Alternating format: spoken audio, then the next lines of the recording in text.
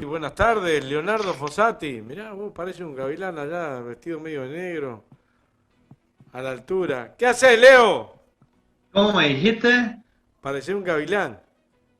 Vos sabés que mi apodo es el Gavilán. ¡Ah! Mirá vos. Ah, no me ¿Mirá? diga. ¿Y por qué se Andá puede fino, saber, andá. por qué te pusieron el gavilán? ¿Se puede saber hasta dónde se pueda? El Gavilán me le decían a mi abuelo. A mi abuelo, el Manolo, el padre de mi madre. Ah, mirá vos. Era conocido en no sé en dónde, no tengo muy claro si en el Arrabal o en dónde era conocido como el Gavilán. Era Y bueno, conocido. era conocido. Y de ahí en adelante me quedó a mí el Gavilán. ¿Cómo ¿Y anda? qué? ¿Qué pasó? Pensé que iba a dar el Luque acá, la tortuga, Recién un se montón de acaba de cosas. ir el tortugón. Digo, el Luke y su tortuga. Ah, pero Recién, salió recién. como ya por tirar Recién, antes. recién, recién, recién. ¿Qué novedades tenés para hoy? Hoy es Le día. decía, ¿Tenías alguna novedad? Me dijiste que hablé contigo hoy. a Luque le decían, ¿cómo es? Ay, no me acuerdo del dicho. Pan caliente. ¿Por Porque qué? recién salió. Yo lo había escuchado eso igual, ¿eh? Y Pero sí, está sí, es bueno. más abierto, tan que hacer la Andresina. Contame un poquito, ¿cómo andaba el programa? ¿Cómo anduvo el Bien, programa hoy? bien de bien. Te estoy ¿Sí? mandando, mientras hablo contigo, ya estoy, dame. Pero bien de bien. Bien, porque No, te estoy mandando las columnas que me están llegando, si no después no me queda tiempo. Ah, bueno, me parece bien. No, Ah, no, ayer estuvo.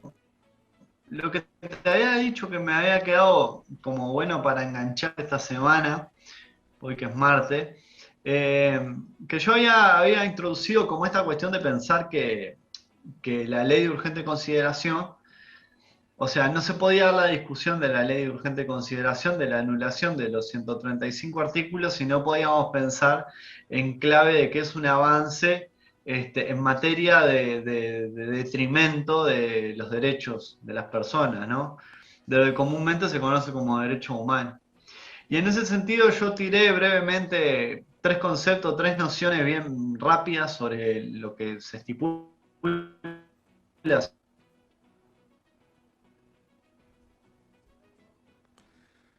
se sobre los derechos colgó. humanos, ¿verdad? Para, Que es para, la para, persona, para, los repetí derechos, un poquitito ahí, lo de porque. ir, Para, lo para, de... para. sí. Repetí los últimos 30 segundos, pues se colgó.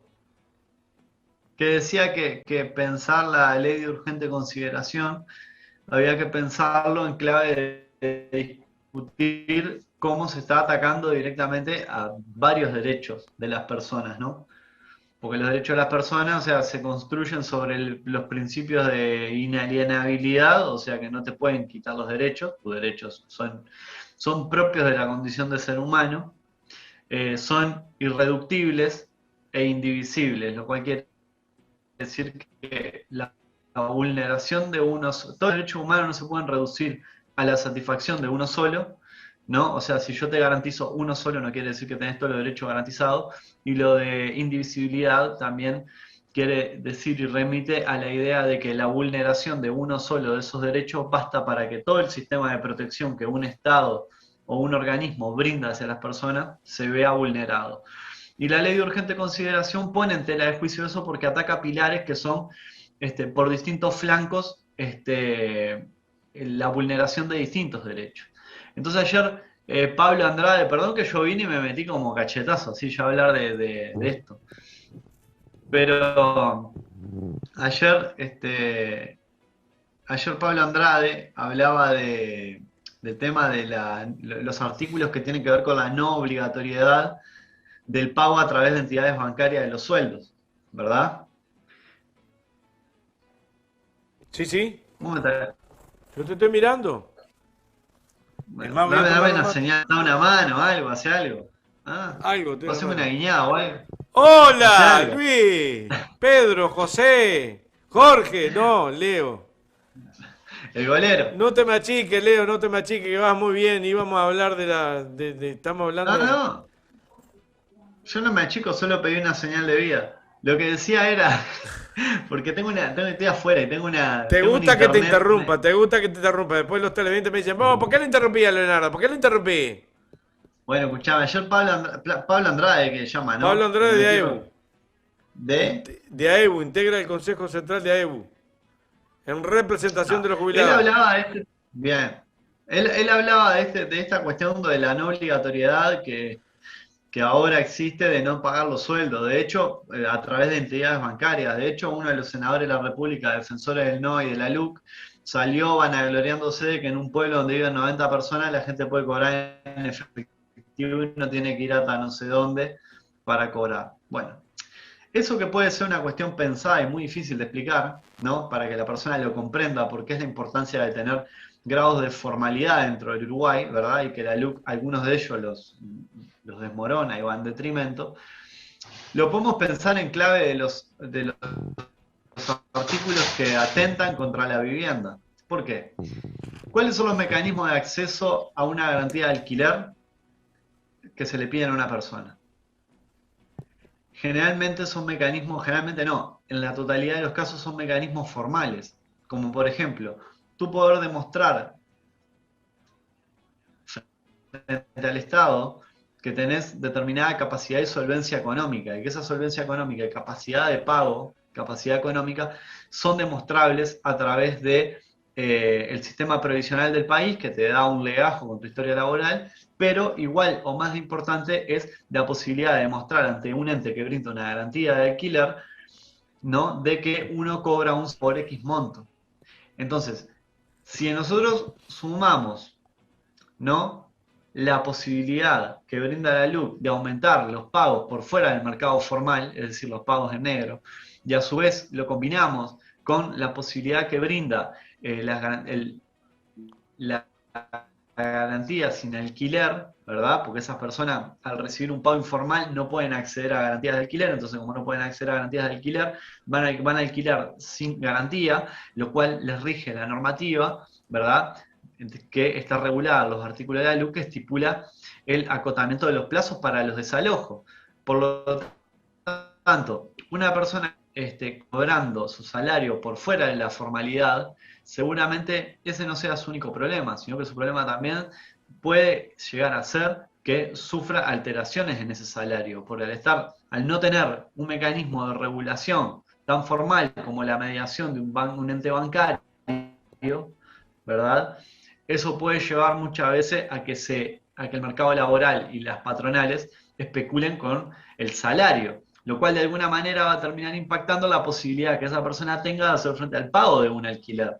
Por lo tanto, si yo alquile sin garantía y en determinado momento del mes, en determinado momento del año, yo no logro cobrar la totalidad de mi salario o no puedo cobrar mi salario como lo cobraba en otro momento y eso lleva a que yo tenga un atraso, ¿no? Me va a caer y me va a regir el proceso de lanzamiento, el cual se estipula en la ley de urgente consideración, por mal pagador o por buen pagador, pero sin garantías al fin, con la posibilidad de declararme deudor. Entonces, yo entiendo que las discusiones hay que darlas muchas veces por los segmentos que la LUC tiene, porque nadie se va a acordar de cuáles son al pie de la letra los 135 artículos que se pretenden derogar. Pero lo que sí me parece importante, y esto lo extiendo muchas veces a la cabeza de los políticos, y si digo humildemente lo digo, que son quienes muchas veces lo defienden, que tengan la posibilidad de ver que el sistema y el sistema que está implementado por la LUC, más allá de que es un retroceso, hay que ponerle un sentido profundo a la palabra retroceso, porque no es simplemente que ahora hay un proceso de lanzamientos y desalojos más rápidos. Porque dicho así, era que parece ser que es una cuestión simplemente de gestión, y no es eso. Es un daño, como yo le dije a Fernando Pereira en la entrevista que hicimos en Andares el año pasado, es un daño profundo al tejido de la matriz social que durante 15 años de gobierno del Frente Amplio se intentó llevar adelante, tratando de unir los extremos, ¿no? De las capas sociales, acercando e intentando reducir las brechas de diferencia. Entonces, hoy en día vos con la LUC lo que tenés que los 135 artículos que se pretenden derogar están aunados en una cadena que intenta destruir más de un derecho garantizado por eso durante 15 años de un gobierno de carácter más benefactor, un gobierno más ballista, ¿no? Con un Estado robusto, sólido y benefactor. Entonces, a la hora de argumentar, para mí está habiendo un error a la hora de argumentar, porque se está recurriendo, y yo no digo que esté mal, sino que me parece que está bien, se está recurriendo a como datos, fuentes, y es fundamental, pero el problema es que la argumentación no puede quedar ahí, porque tenemos que ser capaces de identificar, me está saltando un cartel acá de conexión inestable, pero espero que salga bien, Está tenemos que bien, ser está capaces de bien. poder ver cómo está compuesto esta jugada magistral que se llamó ley de urgente consideración. Entonces, como digo, si nos ponemos a pensar en clave de los artículos que tienen que ver con la seguridad y con un montón de cosas más, seguramente vamos a encontrar cómo estos artículos que a priori parece ser una colcha de retazo que se le pretendió dar a distintos sectores para mancomunarlo, ¿no? En una idea de patchwork o de colcha de retazos, no es simplemente eso. Eso es una lectura somera de la situación, muy por arriba. Es mucho más que eso. Es un ataque directo, como lo dije también el otro día, a los derechos de todas las personas en este país. Entonces, bueno, me había quedado un poco pendiente de eso. A mí la verdad que lo quería redondear y creo que lo que planteaba Andrade el otro día era sustancial como para poder mostrar esto. ¿Verdad? Estos dos puntos dialogando, ¿verdad? Una batería de artículos que regulan determinadas cosas y una batería de artículos que regulan determinadas otras, y cómo eso dialogan y genera un impacto directamente sobre la persona, y negativamente, directa y negativamente sobre las personas, ¿verdad? Entonces, bueno, creo que es importante poder verlo y pensarlo. Yo creo que en algunos puntos hay que generar como una cuestión de, sí, de concientizar en relación a cuáles son las consecuencias, pero hay que poder transmitir esto que te digo, como de que es una cuestión más allá del simple hecho por ejemplo, un desalojo express, como le El llamamos tema que hace más allá de, 3, 4 años a los desalojos rápidos. más allá de poder transmitirlo, como vos decís, hay un tema que hay que aprender a transmitirlo dentro de los pocos espacios que han generado para poder transmitir. No, ni que hablar, ni que hablar. En eso estoy completamente de acuerdo. Por eso creo que son como dos niveles. Yo creo que en un nivel que es interesante es en el cual lo podamos pensar, ¿no? Como esto que estamos haciendo ahora, y en otro nivel es como lo podemos transmitir, ¿no? Para mí, por ejemplo, no me resulta muy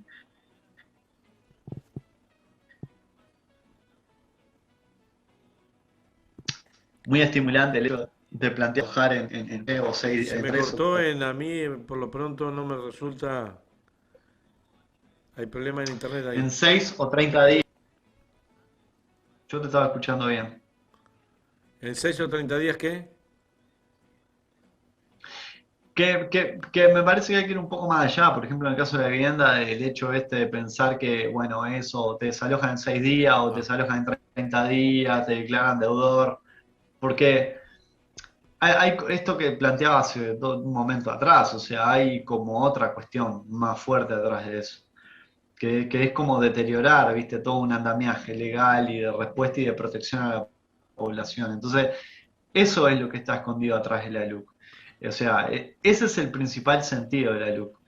Que no lo están diciendo, obviamente, y creo que es un buen argumento para contrarrestar el argumento de que es una buena ley. Plantea básicamente la oposición. Hoy estaba escuchando y plantea como que la LUC es una buena ley, como si alguien discutiera si es una buena o mala ley. Lo que se está discutiendo es los 135 artículos que son los más regresivos. ¿Por qué son los más regresivos? Por esto que estamos hablando ahora. Entonces, una ley que pero también es dentro de esos regresivo que se... 135 artículos son, perdóname, me pediste que interviniera y me está dando el changuín. Eh, Por supuesto. no, dentro de los 135 artículos, además, reafirman algunas líneas del gobierno nacional en cuanto a regresividad o regresivo o de barrer beneficios en el campo más popular, es decir, en los trabajadores, en las actividades sociales, en los CAIF, más que los CAIF, ¿cómo era la organización que estaba antes, donde estaban? Que me olvidé ahora. Ay, caramba, donde se reunían en Canelones funcionaba muy bien. Donde se reunían El SOCAT. el SOCAT, los SOCAT de todo el país. Que es una patada en el tablero. La gente no lo percibe solamente aquellos que participaban en el SOCAT. El que no estaba vinculado a los SOCAT no se da cuenta, pero la mancomunidad que había entre varias organizaciones estatales y paraestatales y otros organismos de los propios vecinos, de una comisión a tal barrio, eso lo han barrido. Cuando uno ve esas cosas que no le costaban un peso al Estado, o casi nada, porque el soporte iba a través del MIDE, sí, a través básicamente de las diferentes intendencias del país, salao, están pateando el nido, o los maestros comunitarios, o lo que está pasando, hoy grabé una publicidad que nos pidieron una publicidad rodante, los trabajadores de UTU, a FUTU, organizados con el PCT, están pagando de su bolsillo plata para decir que vayan los estudiantes a buscar, a anotarse para los diferentes rubros que hay en la UTU. Ya no lo hace el gobierno, lo hace, eso no lo dicen, eso no lo dicen. Yo lo digo, me pagaron a mí, a la empresa Obelisco Publicidad para que sea publicidad rodante, que a FUTU invita a la población a que vayan los chicos a anotarse para los diferentes cursos. No tiene gollete lo que están haciendo, no tiene gollete. No, yo lo que sí también invito a las personas que están, a la persona, a la vecina y al vecino que mira el programa, a las personas como uno que van a la escuela pública o que usan los servicios del Estado, que piensen 2 segundos en qué es lo que está sucediendo, porque si te pones 2 segundos a pensar en lo que está pasando, no te puede convencer ningún discurso. O sea, vos podés estar de acuerdo o no con el resorte eh,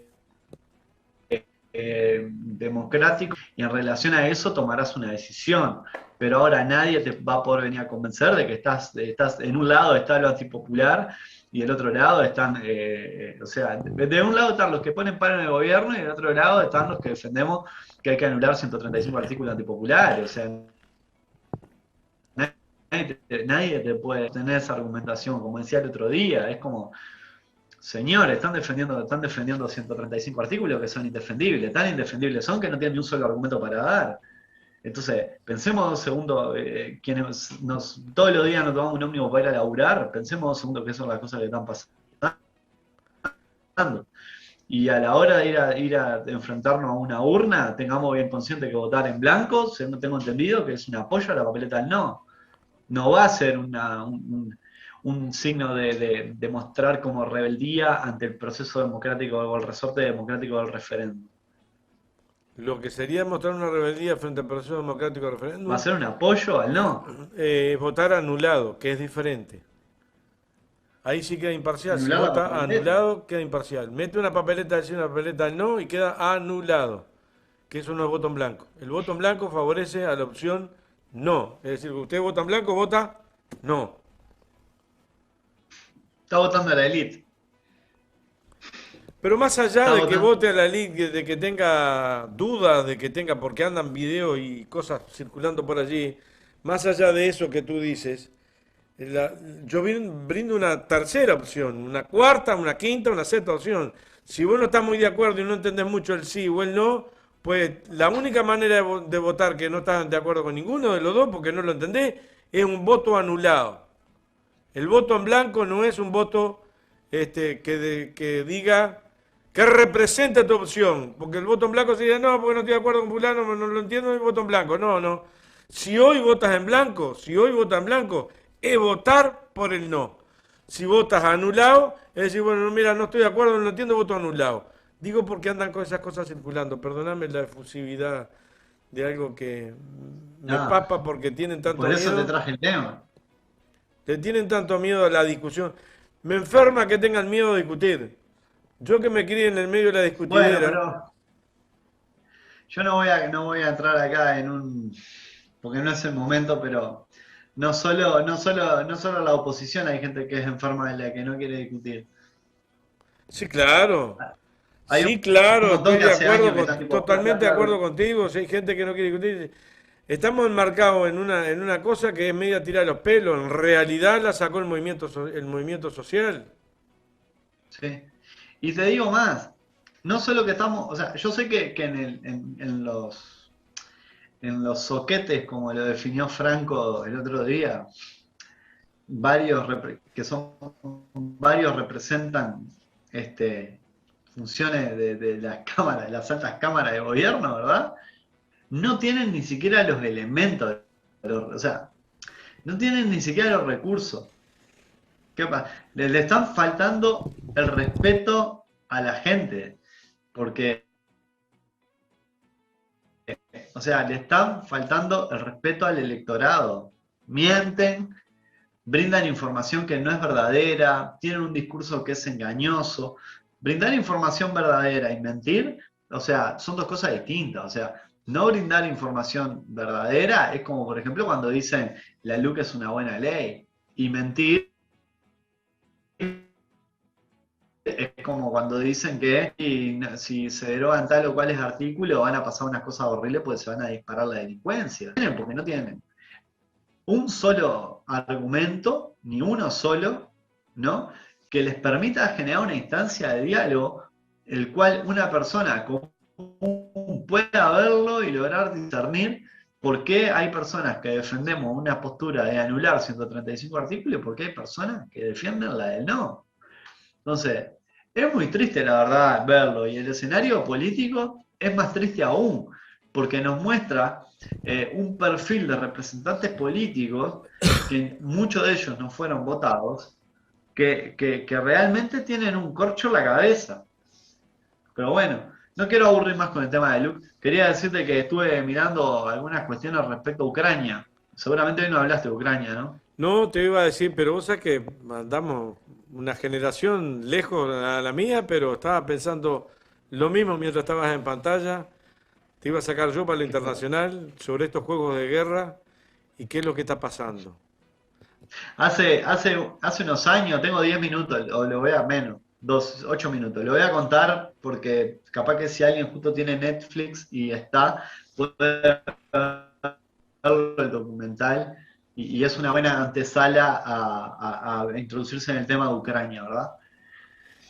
El- Primero que nada es importante entender que Ucrania se encuentra en una posición estratégica geográficamente, ¿verdad? Y es un territorio que fue emancipado de la Unión Soviética. Digo emancipado porque atravesó un proceso de emancipación que fue un poco forzado. Para entender la realidad social, étnico, demográfica de Ucrania, tenemos que entender que tenemos casi un porcentaje demográfico, el 40% de población rusa, ruso hablante. ¿Sí? Que vive en Ucrania. Es como si como si Rivera, o sea, bueno, ¿qué pasa? Como si en los departamentos fronterizos nosotros tuviéramos un porcentaje altísimo de población de otro origen nacional, otra ascendencia étnica. Por otro lado, tenemos un 40 y pico, un 40% de población que se declara europea, ¿no? Que viene a ser obviamente la que convive más en la parte occidental de Ucrania, ¿verdad?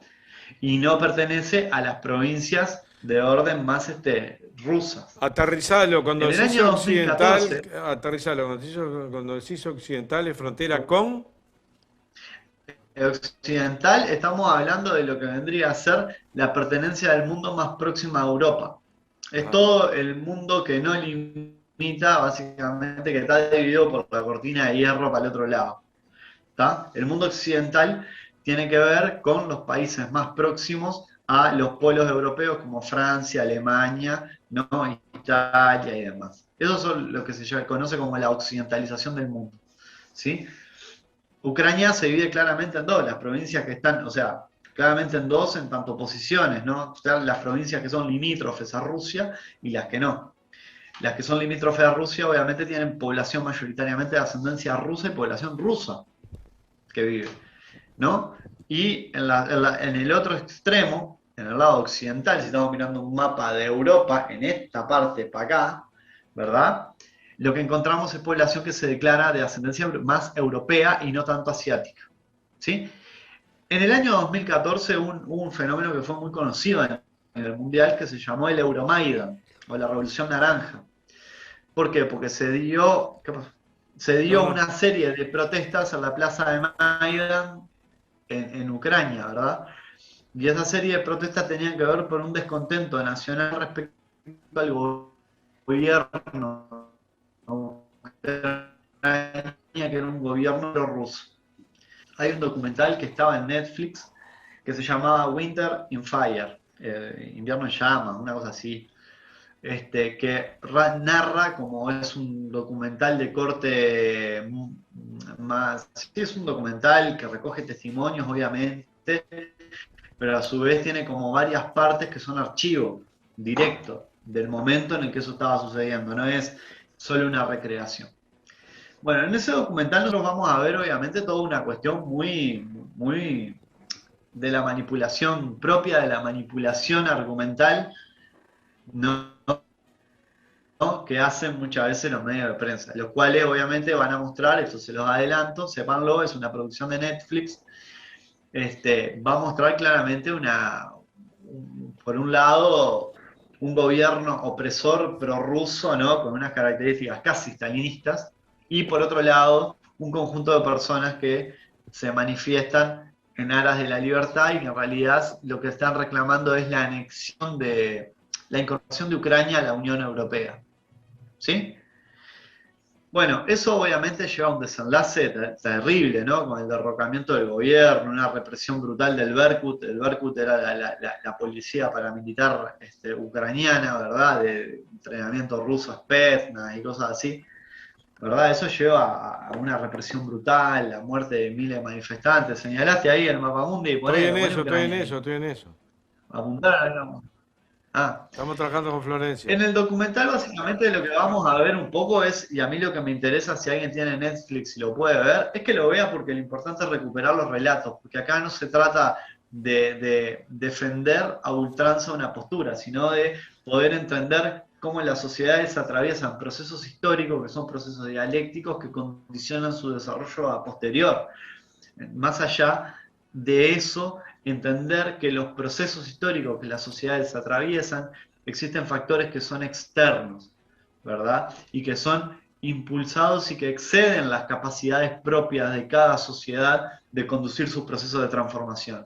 Es decir, sucede cuando Estados Unidos le lleva la libertad a un país como Libia, o cuando un país como Kazajistán es ocupado por Rusia, ¿no? Esas condiciones exceden propiamente la capacidad de cada pueblo de reclamar su autodeterminación en el mundo. El problema es que eso no lo podemos desconocer. En ese contexto que está narrado el documental, que es en el año 2014, es la punta, no, pero es como lo que viene a continuación de la punta del iceberg de lo que ha sido un conflicto sistemático posterior a la Guerra Fría, pero también previo a la Guerra Fría, y que tiene una herencia vinculada al colonialismo y a la construcción de los estados-nación en Europa. Ahí está Ucrania, mira. Sí, sí, Si sí, estará está contando, ubicada está en una contando. posición estratégica Ucrania, ¿no? Sí, sí, sí. Pero que actualmente sigue teniendo sus devenires y sigue teniendo sus implicancias en el actual mundo en el que vivimos, donde hay una lucha sistemática por la hegemonía mundial. Y obviamente en esta hegemonía mundial, es decir, de quién domina el mundo, quién planta banderita en el mundo y dice el mundo de esta manera, economía que se encuentran en pleno auge y expansión, y otras que están en franco retroceso, ¿no? Y en gran decadencia. En el medio de estas pujas históricas, los pueblos quedan realmente constreñidos, quedan sometidos ahí, y no son ajenos a esto. Y en este documental podemos ver un poco de esta historia. Una vez visto este Capaz que lo encontramos en documental, YouTube. ¿Cómo es? Dame el nombre de vuelta. ¿sí? Es que debe estar, sí, ya te lo digo. Pero una vez visto ese documental, que para mí me parece Lo bajamos y lo subimos, importantísimo, Florencia, si nos da el tiempo hoy, si no mañana. se llama Winter on Fire. Pará que no se escuchó, que se te entrecortó. A ver, dale vuelta. Se llama Winter on Fire. Una vez visto ese documental, creo que se coloca como una piedra importantísima para comprender el fenómeno de Ucrania y qué es lo que está pasando con Ucrania. Y cómo lo que está pasando con Ucrania contiene un avance restaurador del fascismo en el viejo continente, que viene ya desde la crisis griega, ¿no? Y demás, y que avanzó y dio su segundo golpe en Ucrania, porque toda esta revolución de liberación de Ucrania que se muestra en este documental está liderado por los sectores ultraconservadores y partidos de corte nazi como el Pravi Sector, ¿verdad? Que son apoyados por los países europeos, ¿verdad? Y por Estados Unidos, ¿no? Entonces, dentro de esa batalla tenemos el avance restaurador del fascismo, ¿no? Dentro de esa batalla tenemos la hegemonía de potencias mundiales que se distribuyen el poder del mundo y la fuente de la materia prima y el control de rutas hegemónicas, sí, ya me voy. Y a su vez tenemos conflictos históricos inmersos en eso. Así que bueno. El nombre de vuelta que se entrecortó, yo no lo logré escuchar. ¿El nombre de vuelta?